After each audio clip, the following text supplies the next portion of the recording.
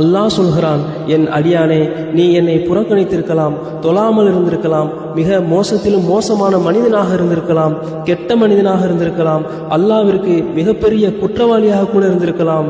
10 வருடங்கள் அல்ல, 20 வருடங்கள் அல்ல, 30 வருடங்கள் கூட நீங்கள் மிக மோசமான மனிதனாக இருந்திருக்கலாம்.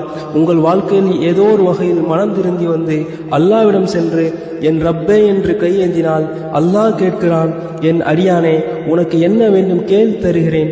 என்னிடம் கேட்பதற்கு உனக்கு யாருடைய பரிந்துரையும் தேவையில்லை. நபி ஸல்லல்லாஹு அலைஹி வஸல்லம் அவர்கள் சொன்னார்கள், அல்லாஹ் சொல்வதாக, என் அடியானே, நீ ஒரு ஜான் நெருங்கினால் நான் ஒரு முலம் வருவேன், நீ நடந்து வந்தால் நான் ஓடி வருவேன், நீ என்னை நினைக்கும் போது நான் உன்னை நினைவு கூறுகிறேன், நீ என்னை மறந்தால் நீ என்னை நினைத்ததை நான் நினைவு கூறுவேன். அல்லாஹ் நம் பிரார்த்தனை கேட்பதற்கு ஓடி வருவதற்கு தயாராக இருக்கிறான். நாம் நடந்தாவது சென்று கேட்போம்.